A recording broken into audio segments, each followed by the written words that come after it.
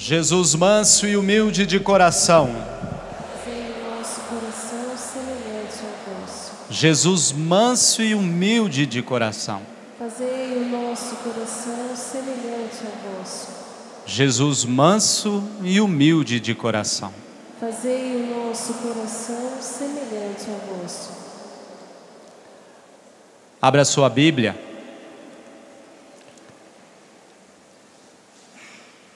Já na oração da manhã, o Senhor nos dava uma profecia do coração para o nosso coração.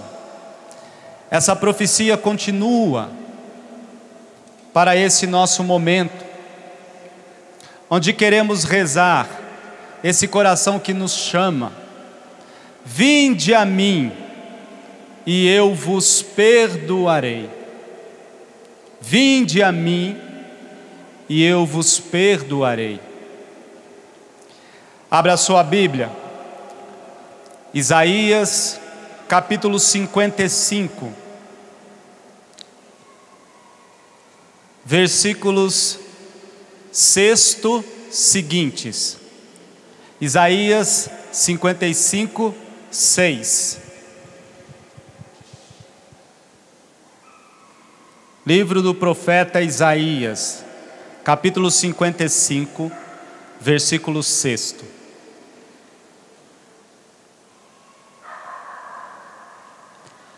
Procurai o Senhor enquanto é possível encontrá-lo. Chamai por Ele, agora que Ele está perto.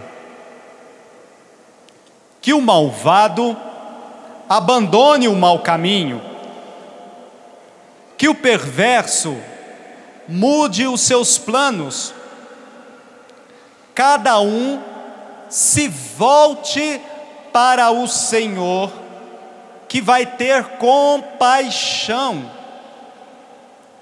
Retorne para o nosso Deus, imenso no perdoar.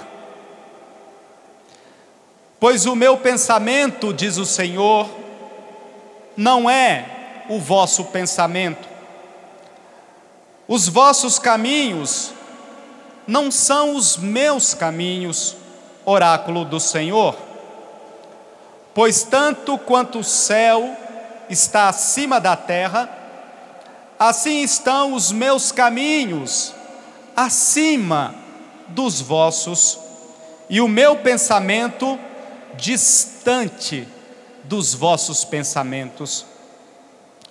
É como a chuva e a neve que caem do céu, e para lá não voltam sem antes molhar na terra e fazê-la germinar e brotar, a fim de produzir semente para quem planta e alimento para quem come.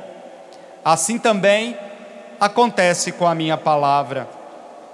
Ela sai da minha boca e para mim não volta sem produzir seu resultado, sem fazer aquilo que planejei, sem cumprir com sucesso a sua missão. Palavra do Senhor. Pode aplaudir essa palavra?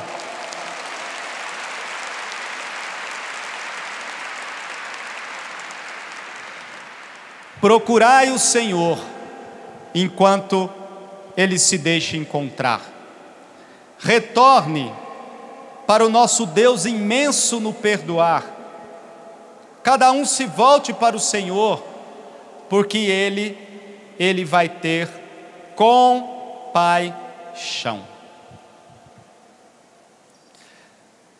Meus queridos e queridas, que alegria poder mais uma vez partilhar com vocês um pouco do muito desse coração de Jesus.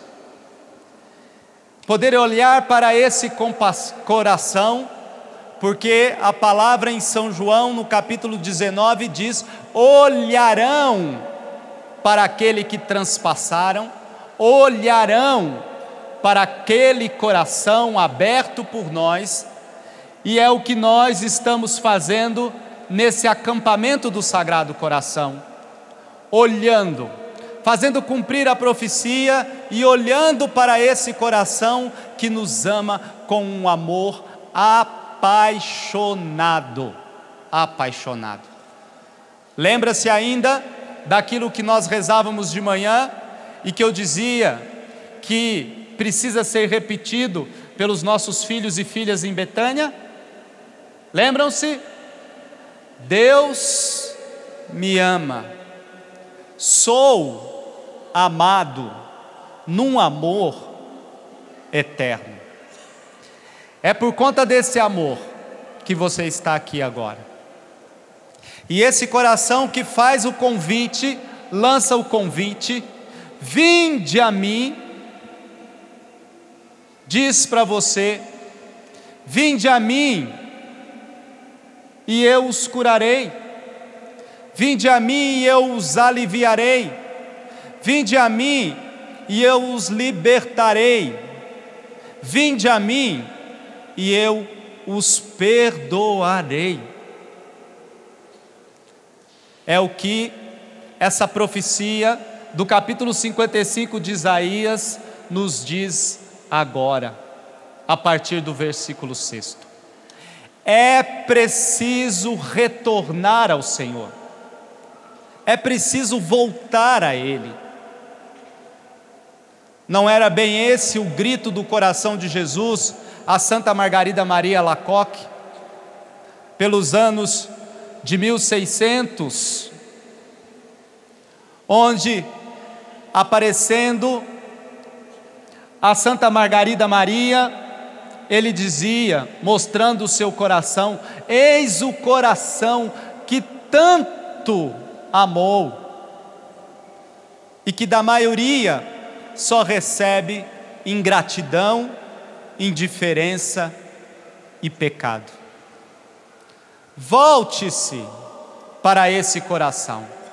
O convite feito a Santa Margarida Maria Alacoque foi estendido a toda a igreja, que aos poucos foi retomando a espiritualidade bíblica do amor incondicional de Deus por nós, e que espera que nós retornemos a Ele, de um amor que nos reconcilia, de um amor que nos liberta, de um amor que nos perdoa. A revelação a Santa Margarida Maria já destacava a situação daquele tempo, daquele mundo, daquela sociedade que precisava voltar ao coração de Jesus. É a mesma situação hoje. É preciso voltar ao coração de Jesus. É preciso voltar-se para Deus. É preciso fazer o caminho de volta para Deus. Permitir que Deus seja Deus nas nossas casas, nas nossas famílias. Outras coisas têm ocupado o lugar de Deus na nossa casa. Nós rezamos há pouco com o Padre Joãozinho. Outras coisas têm ocupado o lugar de Deus, roubado a primazia de Deus, tirado o lugar de Deus. Tantas vozes gritando e retirando de Deus o lugar que é dele. E o coração de Jesus grita: retornem, vinde a mim, e eu vos perdoarei. Mas para falar da realidade de perdão, é preciso, antes de tudo, olhar para uma outra realidade, a realidade do pecado nas nossas vidas. Talvez a maior vitória do inimigo nesses tempos que se chama hoje, na maioria dos nossos lares, e eu vou repetir muito essa palavra: lar, lar, lar, família, família, família, porque estamos convencidos, até por força do carisma de Betânia, que Deus precisa voltar para o coração das nossas famílias. É para lá que ele precisa ser introduzido novamente, o que o coração de Jesus tem que ser introduzido novamente. Como você de manhã permitiu a entronização do coração de Jesus no coração, ele precisa ser entronizado nas nossas casas, nos nossos lares, nas nossas famílias. Mas para isso é preciso que você retome a realidade de pecado, porque o catecismo lembra que mesmo que o nosso tempo diga que não, mesmo que as pessoas não tenham mais consciência do pecado em suas vidas, mesmo que se viva uma indiferença de Deus, e essa é a grande consequência de tudo isso, fato é que o pecado existe, é real, diz o catecismo, e desequilibra as relações humanas, desequilibra o convívio humano, desequilibra o nosso coração, faz perder o sentido último da nossa busca a Deus, do nosso encontro com Deus. É preciso pensar a situação do pecado. Pensando nisso, eu me recordei de uma situação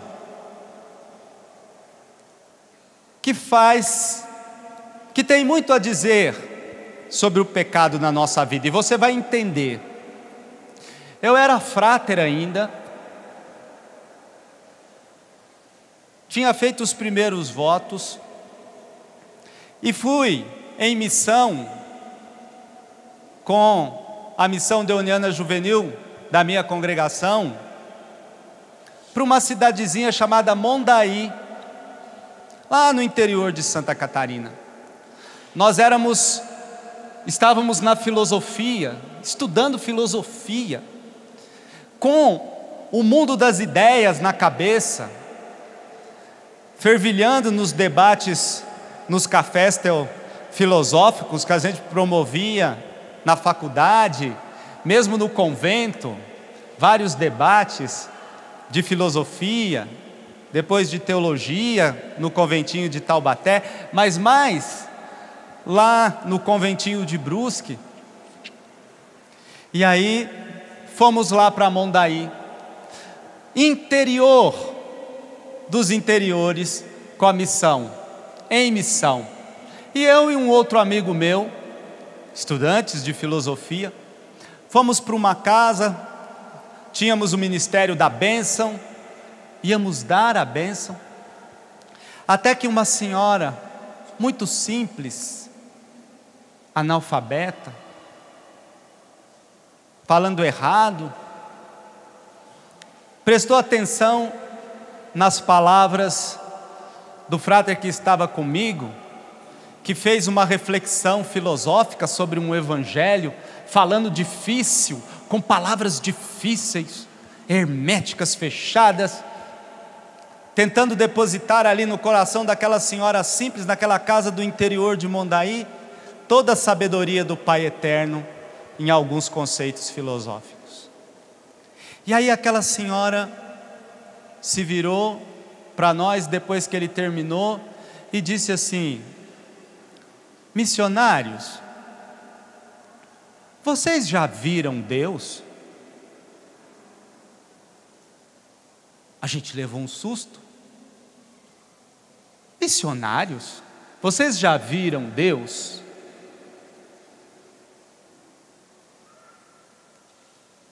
Aí, mais que depressa, esse meu amigo era muito falante, eu estava no primeiro ano, ele já estava no terceiro, com toda a filosofia clássica na cabeça, estudando Sartre, Heidegger e tantos outros.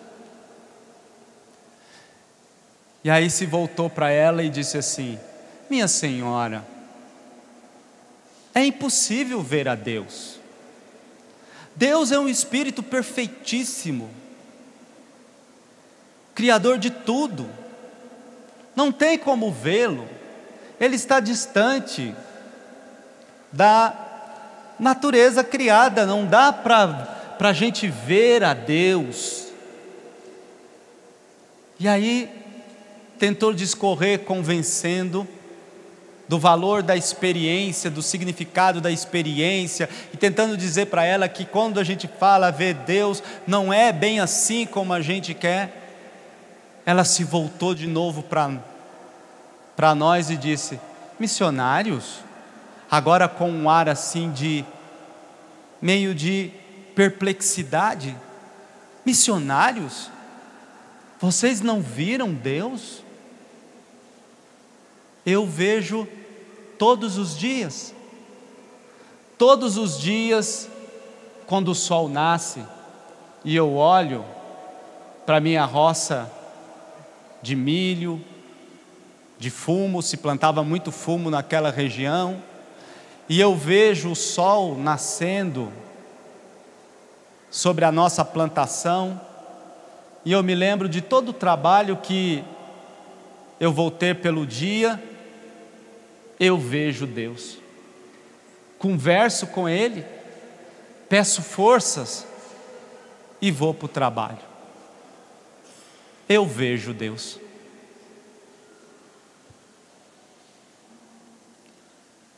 Foi a melhor aula de filosofia daquele dia.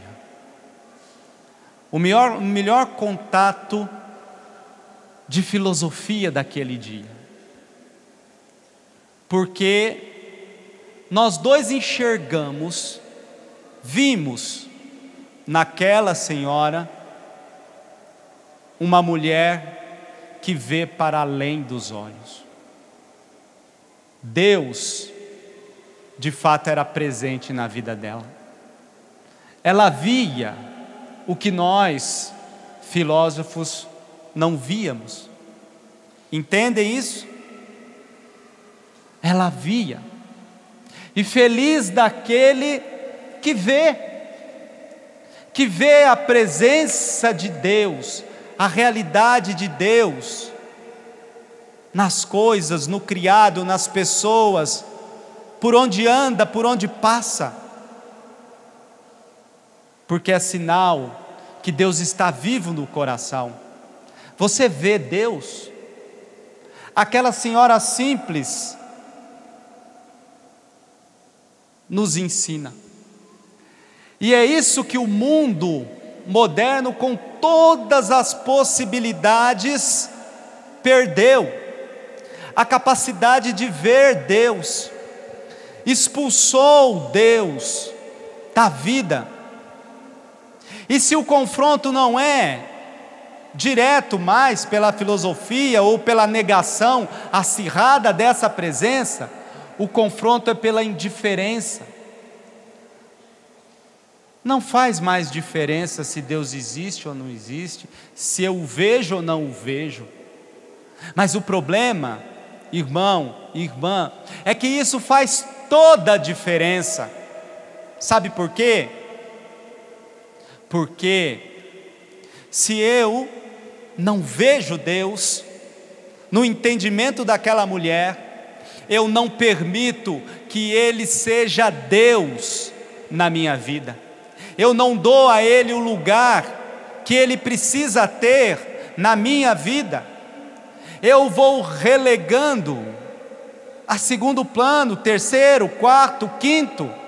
Ele vai tornando-se um apêndice do meu dia. Ele vai tornando-se um detalhe qualquer nas situações, ou quem sabe um quebra-galho. Ou quem sabe um quebra-galho, que eu vou buscar quando preciso, quando eu tenho necessidade, quando bate a dor, o sofrimento, quem sabe a morte, quando vem uma situação difícil, aí eu busco o alívio, e é preciso buscar mesmo: vinde a mim, e eu vos aliviarei. Mas eu vejo Deus, e essa indiferença vai fazendo com que nós não sintamos as consequências de não ver Deus, de não percebê-lo, de não permitir que Ele esteja na nossa vida, que Ele faça parte do nosso crescimento, das nossas relações, da educação dos nossos filhos. E como eu não o vejo, e Ele não faz a diferença, eu me atenho a outras ideias, a outras filosofias, dou ouvido a outras vozes, e Deus fica relegado. Você vê Deus? A sua casa, você está aqui agora buscando comigo, e Deus está trabalhando no seu coração, você se consagrou ao coração de Jesus, mas na sua casa, no seu lar, qual o lugar que Deus ocupa lá? No seu trabalho, qual o lugar? Quem sabe você é daqueles que já tirou do seu trabalho também os sinais da sua fé, que se deixou levar pela onda de não ter símbolos religiosos na sua casa? Quem sabe você é daqueles que não tem nenhuma imagem do sagrado na sua casa, no seu lar? E o que é pior, também não tem no coração?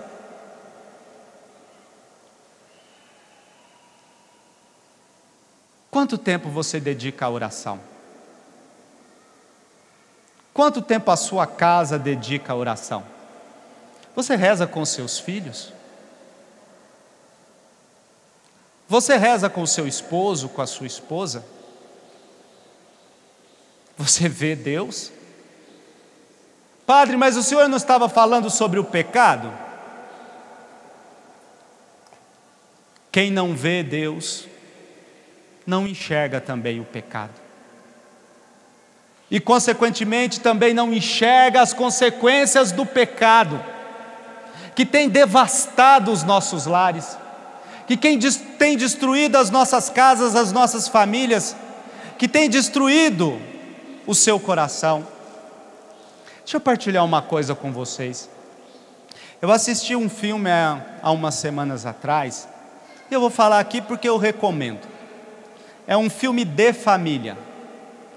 O filme chama-se O Impossível, eu acho que é essa a tradução em português. O Impossível.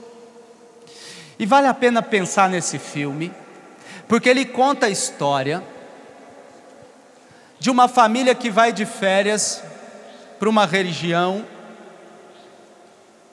lá do Oriente, que há alguns anos atrás sofreu com um tsunami. Já viram esse filme? Alguém já viu? Lembra-se do tsunami que varreu a costa do Pacífico há uns anos atrás? E com ondas gigantes fez desaparecer vilas inteiras? Pois bem, uma família estava de férias e no exato dia daquele tsunami, brincando na piscina, o pai, a mãe e 3 filhos, veio a onda gigante. E essa onda gigante carregou a mãe e o menino mais velho, o pai e os 2 meninos mais novos.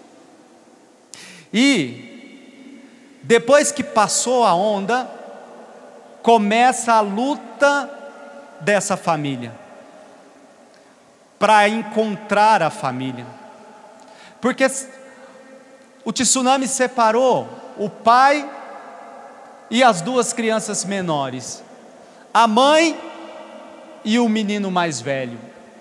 A luta daquela mãe ferida, machucada, com a perna quebrada, para ajudar o filho, para salvá-lo, para poder encontrar um lugar seguro para eles ficarem, e ao mesmo tempo poder ter uma chance de encontrar o marido e os outros 2 filhos, porque no coração ela sentia, ela não podia aceitar que a sua família tinha sido destroçada por aquele tsunami. Ela não podia aceitar que aquela família tinha sido destruída por aquelas águas. O mesmo fez o marido, num esforço gigante, ele fez de tudo para salvar os 2 pequenos, conseguiu salvar e começa numa luta para poder reencontrar a esposa e o filho. E o filme discorre daí, eu não vou contar mais para você assistir e ficar com vontade de ver. Mas o mais importante, que não é um filme de Hollywood, é uma história real, de luta para resgatar uma família. E vale a pena você sofrer junto, vendo aquelas cenas, com aquela família, o esforço, e a mãe dizendo, tudo que a gente puder fazer, enquanto a gente tiver força, ela lá com febre, com a perna quase gangrenada, ela dizendo, quanto eu tiver força, eu vou procurar a minha família, eu vou fazer de tudo pela minha família, eu vou fazer de tudo por aqueles que eu amo, e ensinando o filho mais velho, e enquanto não achava os filhos mais novos, ela dizia para o mais velho, vá ajudar os outros que precisam, vá aliviar o sofrimento dos outros, a luta de uma família. Pois deixa eu dizer para você, tem um tsunami chamado pecado, e com todas as suas consequências, vindo com águas caudalosas, águas de ondas altíssimas, varrendo a sua casa, a sua família, varrendo tudo aquilo que você construiu, que você pensou, varrendo, lavando, levando na enxurrada os valores da sua casa, entrando através dos meios de comunicação, entrando através das ideologias sem Deus, através de ideologias presentes em tantas, até mesmo leis ditas justas, mas que estão querendo levar nas ondas a nossa família. E o que é triste é que muitos pais e mães, ao invés de fazer como essa família tudo o que podem para salvar a família, têm cruzado os braços, têm ficado de braços cruzados, ao invés de reconhecer essa voz de Deus, essa voz do coração de Jesus, que diz, vinde a mim. Entende por que é preciso ver Deus? Porque enquanto você não perceber Deus presente, enquanto você não perceber Deus presente dentro da sua casa, em outras palavras, enquanto você não reacender a chama da fé, da confiança em Deus, como pede o coração de Jesus para você nesse acampamento, vinde a mim, enquanto você não aceitar o convite, o tsunami vai continuar passando, e vai continuar separando marido e mulher, e vai continuar separando pais e filhos, e vai continuar querendo tirar a vida dos seus filhos. Olha o tsunami da droga, olha o tsunami dos contravalores, olha o tsunami das ideias distorcidas sobre família, olha o tsunami. Padre Joãozinho citou o Papa Francisco, vou ter que citar também. Ele citou o Papa Francisco já como padre. Eu vou me antecipar e citar o Papa Francisco como o jesuíta Bergoglio, que escreveu um livro junto com um rabino responsável pela sinagoga de Jerusalém. Aliás, desculpa, pela sinagoga de Buenos Aires. Tem que falar da Argentina, não tem jeito. Da sinagoga de Buenos Aires. E lá nesse livro, o então cardeal Bergoglio é questionado sobre casamento de pessoas do mesmo sexo. E como bom jesuíta, ele responde assim: olha, antes de qualquer coisa, casamento de pessoas do mesmo sexo significa para o nosso mundo, e sobretudo para as nossas famílias, um retrocesso antropológico. Um retrocesso antropológico. E aí, conversando com os padres amigos meus, e tinha umas pessoas juntas, chegou um filho, uma filha de Betânia, muito sorrateiramente, ouvindo a conversa dos padres, e perguntou assim: padres, o que é retrocesso antropológico? E aí, até para não fazer cair na mesma bobagem que um amigo meu já tinha caído lá em Mondaí, eu disse para ela assim: olha, o que o Papa quer dizer é o seguinte: a família, a humanidade, chamada por Deus a progredir, está indo numa direção, caminhando e crescendo e evoluindo. Quando se distorcem os valores da família, o significado de ser família, o significado daquilo que Deus estabeleceu como revelação na Sagrada Escritura, o significado profundo do matrimônio, que é isso que é o mais importante, matrimônio, como tantas vezes ensinou o Padre Léo nesse lugar, a humanidade, ao invés de continuar caminhando, ela revolta, ela retrocede, porque ela se afasta da meta que Deus deixou para ela, pois ela se afasta daquilo que Deus sonhou para ela. E o grande problema, sabe qual que é? Que quando a gente retrocede, quando a gente revolta, a gente volta de ré, e quem volta de ré não vê o que está aqui atrás, ou o que vai na nossa frente, sei lá, depende do seu ponto de vista. O fato é que ele não vê para onde ele está caminhando, e o risco é ele trombar e cair, ele bater em algum lugar e cair, ele quebrar as coisas, ele ferir as pessoas, ele ferir a si mesmo. E então o cardeal Bergoglio escreve nesse livro, Coisas do Céu e da Terra, é retrocesso, porque faz com que a gente deixe de olhar para o essencial da família, o essencial do matrimônio. Não é que se tem alguma coisa contra a pessoa, pelo contrário, se ama, se acolhe, se quer o melhor, deseja o encontro profundo da pessoa com Deus, mas é o significado de matrimônio, é o significado de ser família. E tudo isso tem uma razão: pecado. E o que é o pecado? O pecado é a recusa do amor infinito de Deus por nós, que quer o melhor para a nossa vida, que quer o melhor para a nossa casa, que quer o melhor para a nossa família.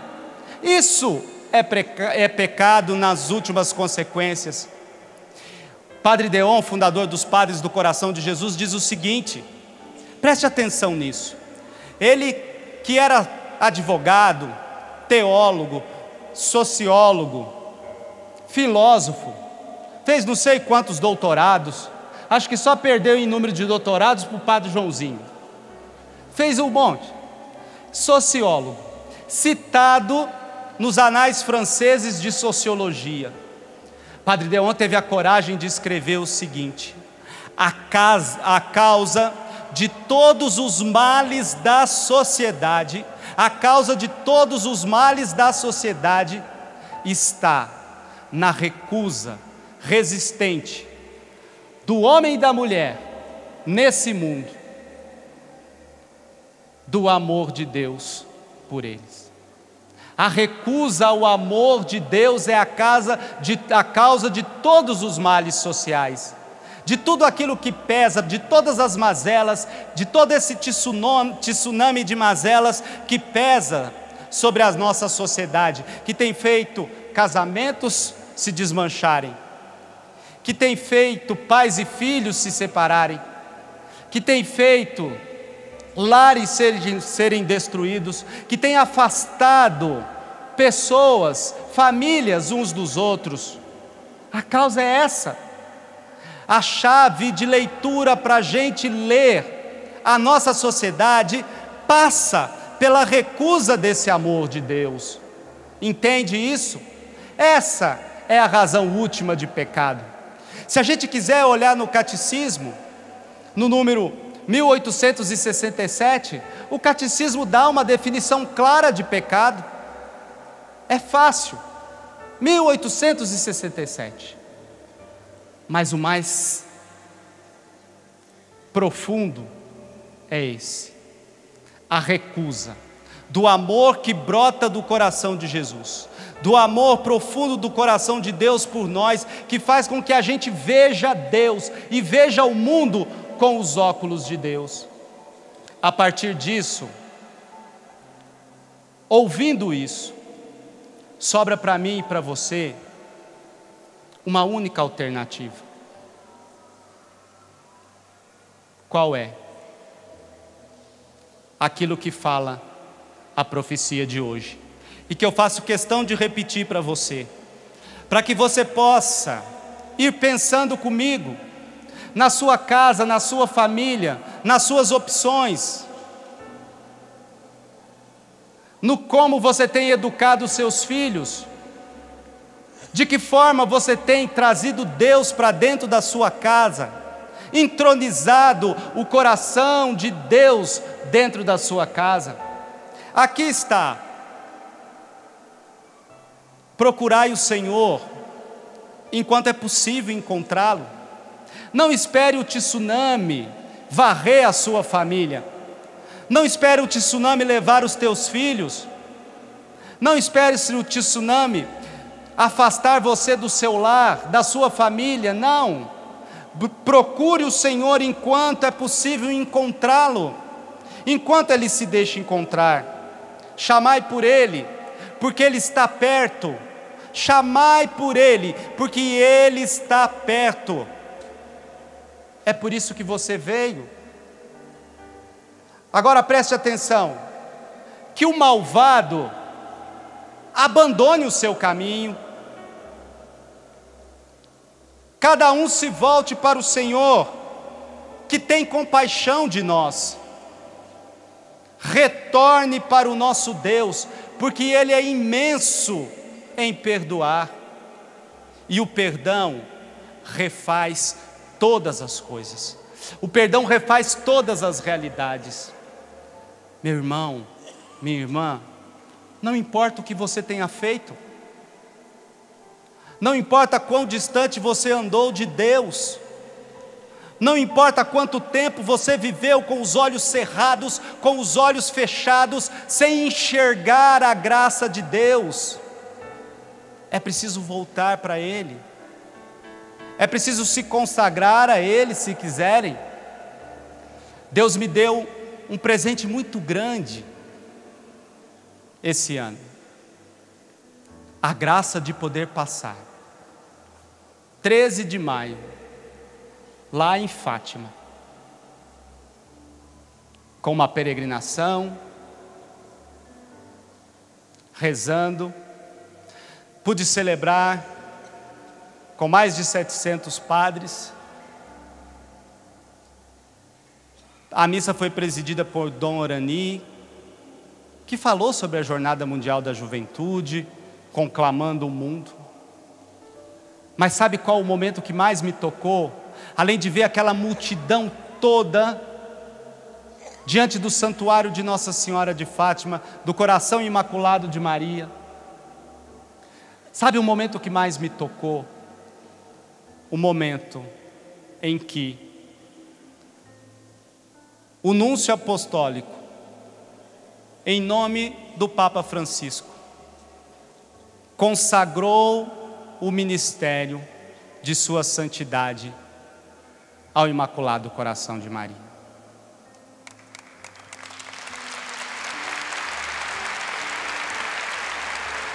Que momento maravilhoso de ver aquela multidão, juntamente com todos os padres que estavam ali, e todos eles fazendo o que você fez essa manhã diante do coração de Jesus, e reconhecendo que sem a certeza de que Deus tem que ter a primazia em tudo na nossa vida, nós vivemos sobre a égide do pecado, nós vivemos com o coração afastado de Deus, e o homem longe de Deus é capaz de todas as mazelas, é capaz de distorcer o sentido da vida, é capaz de distorcer o sentido de estar no mundo, de não mais caminhar na direção de um Deus que nos ama e que quer a nossa felicidade, porque a alegria de Deus é a sua felicidade, a sua realização. A glória de Deus é o homem vivo, dirá Santo Irineu, e com vida plena, vida que só Jesus pode dar. João 10:10, eu vim para que você tenha vida e tenha vida plena, vida em abundância. Então ali, naquele 13 de maio, o Papa fazendo eco aos seus antecessores, João Paulo II, Bento XVI, que também fizeram a mesma coisa, eu no meu coração de padre, também fiz o mesmo. Senhor, que Tu tenhas a primazia na minha vida, e por extensão pedir que Ele tenha a primazia na minha casa, na minha família. Está aqui a minha família, minha mãe, muitos dos meus irmãos, tios, que Ele tenha a primazia na minha casa, que Ele tenha a primazia na minha comunidade, para que a égide do pecado, para que o pecado não faça a diferença. Por isso, voltai-vos, é um convite à conversão. Aqui está a diferença. Ao invés de retroceder antropologicamente, ao invés de voltar de ré, e quem volta de ré não enxerga, o que Deus pede de nós, o que o coração de Jesus pede de mim e de você, é o contrário: conversão. Conversão é mudança de caminho, mudança de rumo, mudança de direção. Conversão: eu estou numa direção e eu me converto. Que direção você está seguindo? Para onde você está indo? Que caminhos você tem seguido? E Deus deu, não tenha medo, volte. Eu sou compaixão, eu sou coração de Jesus, que acolhe você, que detesta o pecado, mas ama o pecador. Eu sou o coração de Jesus, que diz para você: não importa o que você tenha feito, como a gente faz em Betânia. Em Betânia a gente não faz pergunta nenhuma do passado de ninguém, porque não importa. Importa que ele se encontre com o coração de Jesus, importa que ele se encontre com o amor de Deus, importa que ele se encontre com o Deus vivo. E ao encontrar-se com esse Deus vivo, ele vai revendo o seu caminho, ele vai revendo a sua trajetória, e ele vai mudando a direção. O mesmo Deus está dizendo para você, para a sua casa. E é preciso viver a graça do perdão, o perdão sem limites, como eu acabei de escrever nesse texto que vai ser lançado pela Canção Nova hoje, daqui a pouquinho. Perdão sem limites, um perdão que você só encontra voltando-se para Deus. Está aqui.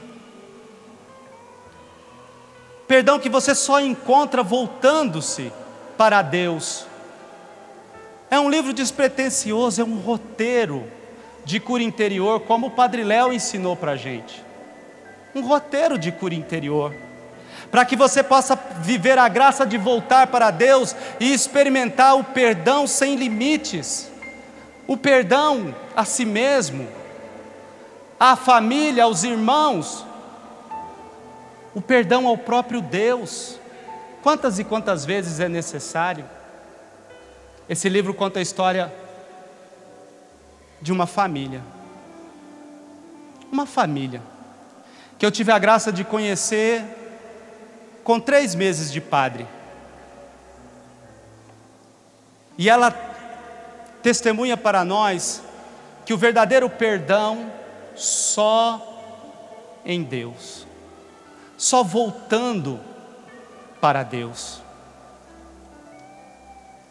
Eu trabalhava como formador na Casa Padre Deon em Brusque.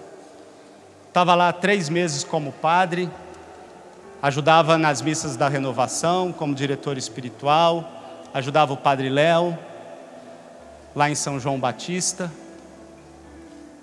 e nas sextas-feiras atendia o povo de Deus que vinha. Chegou para mim uma senhora que eu havia visto, eu acho, numa das missas da renovação, e conversando comigo, disse exatamente assim: Padre Vicente, o senhor é o 5º padre que eu procuro. Conforme a resposta que o senhor me der, eu vou me separar.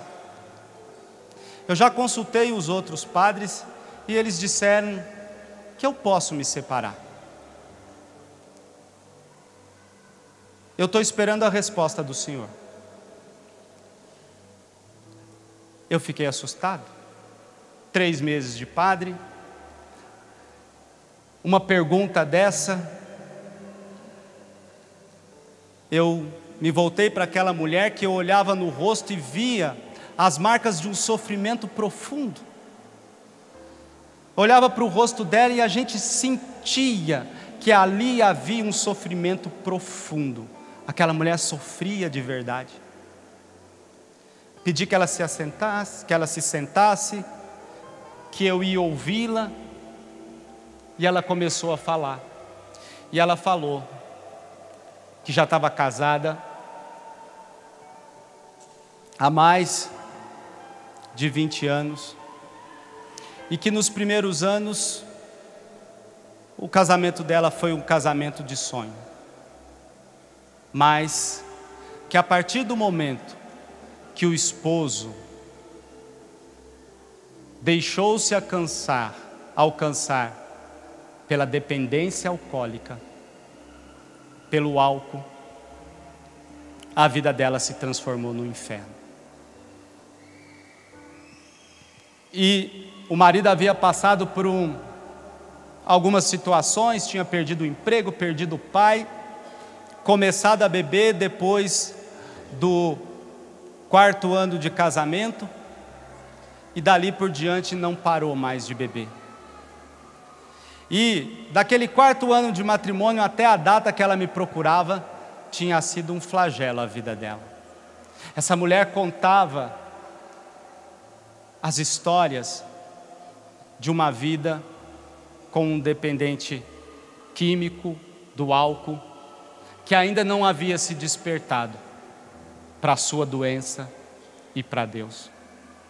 Ela narrava as ausências do marido, as experiências de violência verbal, violência física, de ausência, todo esse drama que você sabe e que a gente sabe o que essa doença é capaz de fazer. Você sabe quantas histórias. A grande droga do nosso país, presente em tantas famílias de norte a sul, de leste a oeste, é o álcool. Álcool que é incentivado aí na nossa casa, desde pequeno, incentivado pelas propagandas de cerveja, incentivado no meio das crianças, quando o pai molha o bico da criança na cerveja, na vodka, não sei lá o que, para que a criança experimente. É a grande droga presente nas nossas famílias. E aí, essa mulher foi me contando, falando dos seus 2 filhos, um menino, uma menina, do sofrimento deles, de tudo que ela havia passado, e olha que ela já tinha feito, tentado, experimentado. E aí depois que ela, à medida que ela foi me contando, aquelas palavras foram entrando em mim, no meu coração de padre novo, e às vezes eu lutava comigo mesmo, ficava em conflito. Não, ela tem que se separar mesmo. É muito sofrimento. Deus não quer o sofrimento, Deus não quer essa pessoa sofrendo, não pode ser assim. Mas ao mesmo tempo eu pensava, mas meu Deus, o matrimônio, o valor, o amor, o resgate, a família, e esse conflito dentro de mim, e eu partilhando isso tudo com ela, sofrendo junto, porque a graça do coração de Jesus faz com que você escute e sinta junto, e tenha compaixão, sinta com a dor do outro. E aí eu deixei que ela falasse, que ela desabafasse, que ela chorasse, que ela contasse. Também não estou falando tudo, porque senão você não compra o livro. E ela foi dizendo, até que quando ela parou de chorar, de soluçar, de contar, antes que ela me fizesse a pergunta que eu não queria responder, eu disse para ela: minha querida, olha, o seu sofrimento é muito grande, e nesse momento, como padre, eu estendo a mão, quero ser o ombro, apoio, amigo, estar com você, rezar, abençoar, mas eu não posso responder por você, eu não posso entrar na sua consciência e decidir no seu lugar. Quem tem que decidir isso é você, diante de Deus, diante da sua consciência, diante da sua experiência de Deus, diante do seu ver Deus. Você já perguntou tudo para Deus? Você já encontrou nele tudo o que você precisava diante dessa situação? Já rezou, clamou, fez, buscou? Ela em silêncio. Então, é você que tem que responder. Que Deus ilumine para que você faça o melhor. Eu só posso te ajudar a ampliar a reflexão. E aí comecei a perguntar sobre o marido, sobre a situação, e disse para ela: quando você se apaixonou por ele, ele já era assim? Não, padre. Você ama o seu marido? Amo, padre, eu me casei por amor, foi lindo, e contou o casamento, a história, tudo do encontro, do namoro, do noivado, falou com brilho nos olhos daquela primeira experiência, e eu disse para ela: pois bem, esse que você tem agora do seu lado, não é o seu marido. É um totem escondido aí, desfigurado pela droga, por essa doença. O seu marido está lá, escondido em algum lugar. Deixa eu te perguntar uma outra coisa. Eu me lembro que eu perguntei isso para ela. Se o seu marido tivesse câncer, você o abandonaria? Ela disse: não, padre, Deus o livre. E eu falei para ela: olha, eu não sei se você vai deixá-lo ou não, mas eu preciso te dizer que o teu marido tem uma doença muito, muito pior que o câncer. Porque o câncer não tira a dignidade de ninguém. O álcool tira, a droga tira. Eu conheço famílias, e falei para ela, onde o marido, por não ter esposa e filhos, cai na sarjeta, no próprio vômito, porque não tem ninguém que o ampare, que o segure, que o limpe, que o cuide, que esteja com ele. Eu não sei se você vai se separar ou não. Eu sei, olha para esse crucifixo que está acima de você. E aí pedi que ela olhasse, Deus me deu essa inspiração na hora, eu pedi que ela olhasse para um crucifixo que estava acima da cabeça dela.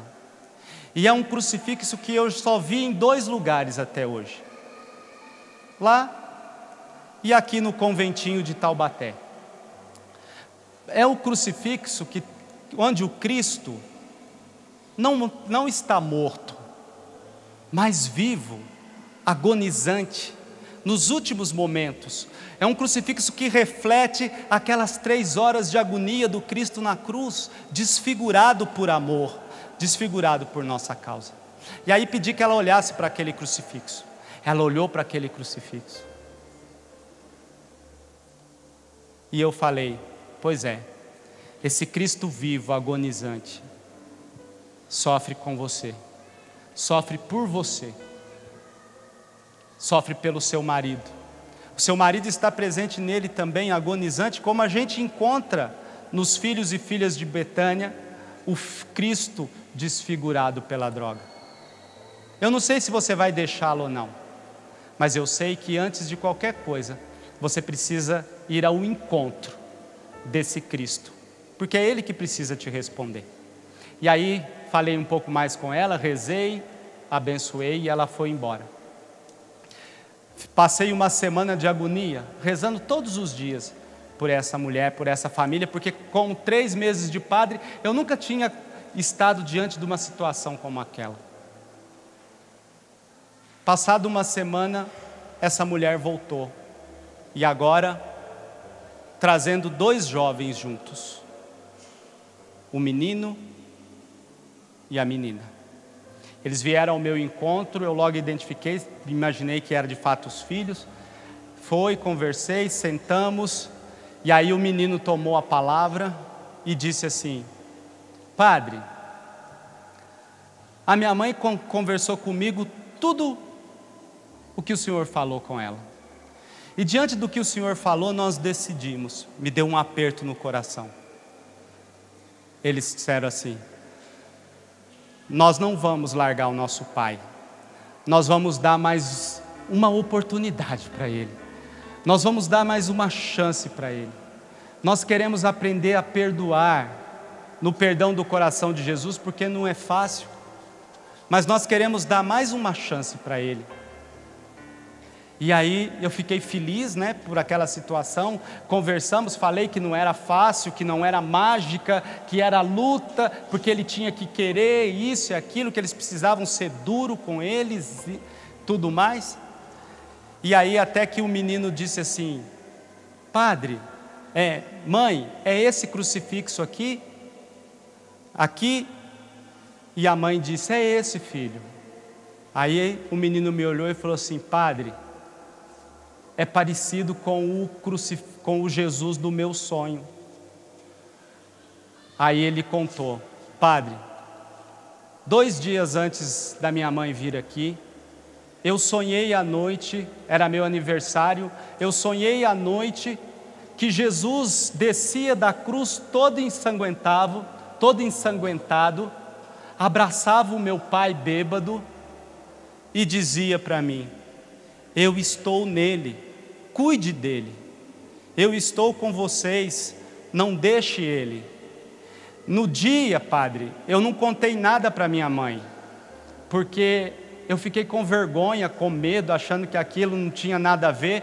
Mas quando a minha mãe contou a conversa que ela teve com o Senhor, eu não tive dúvidas. Era Jesus dizendo que Ele estava no meu Pai.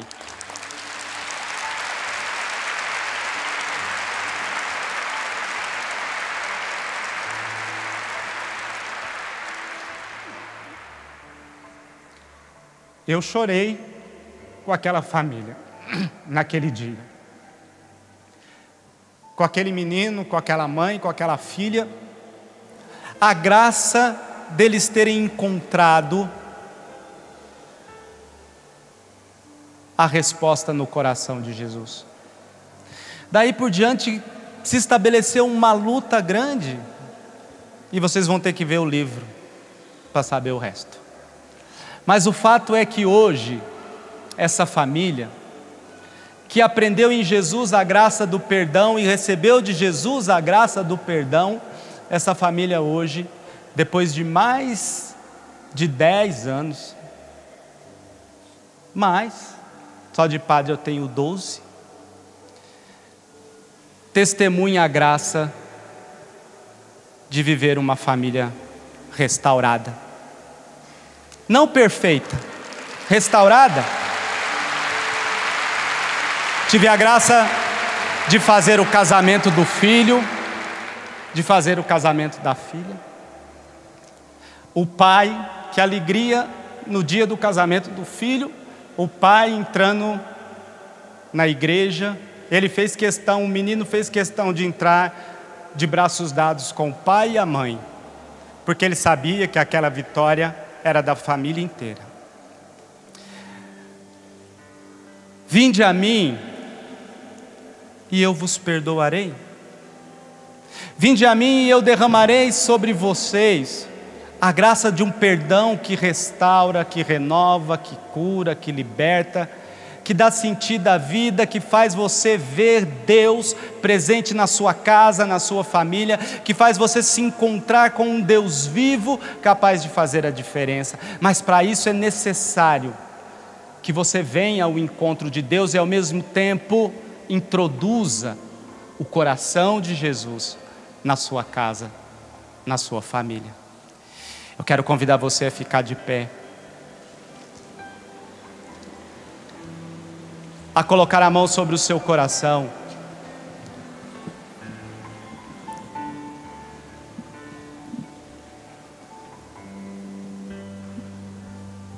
e olhar para o coração de Jesus e pedir que Ele restaure a sua casa, a sua família.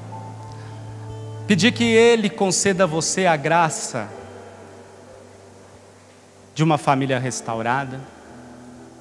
Pedir que Ele conceda a você, sobretudo, a graça de experienciar tão profundamente o amor do coração de Jesus, que você não tenha medo de ir ao encontro do perdão de Deus, ir ao encontro e liberar perdão de todo o seu coração, para toda e qualquer realidade que seja necessário na sua vida. Não permita que o pecado tenha a última palavra. Não permita que os recuos antropológicos, que os recuos de vida, que os recuos de religião afaste você da religião do coração. Não permita. É você que tem a chave para abrir a porta e permitir que Deus entre e restaure tudo. Permitir que Ele lute com você, que Ele alivie o fardo, o peso, que Ele responda ao seu coração e à sua vida, mas sobretudo à sua família.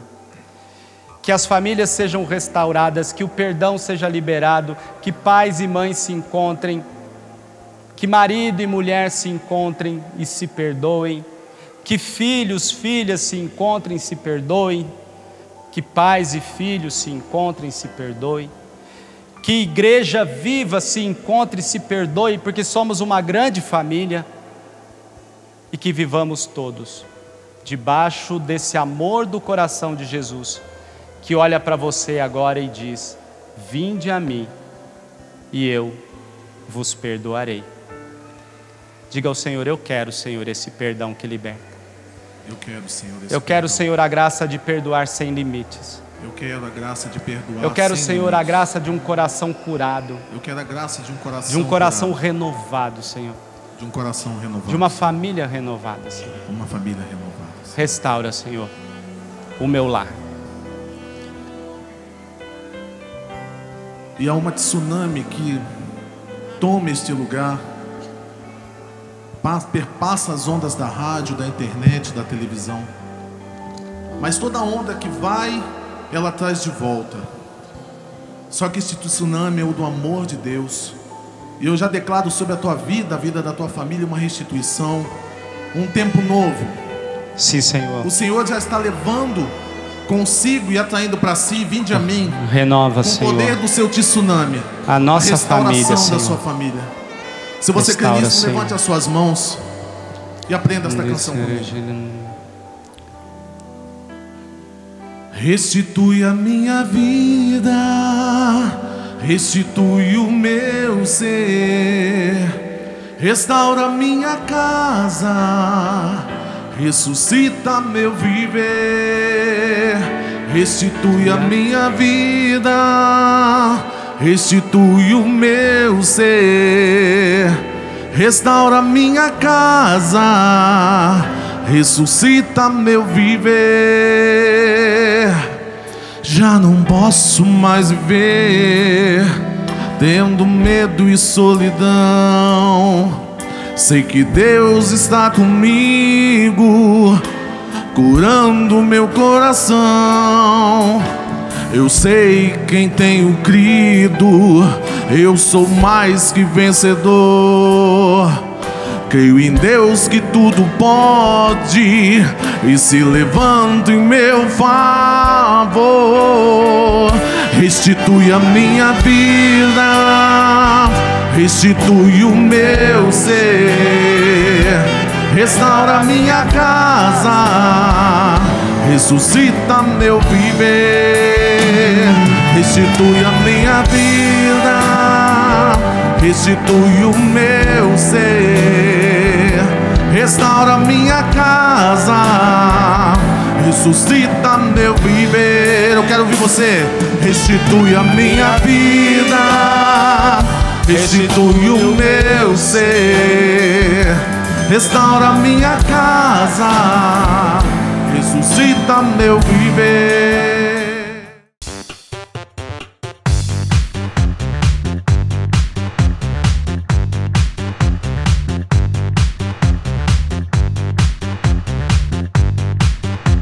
CançãoNovaPlay.com. Assine já!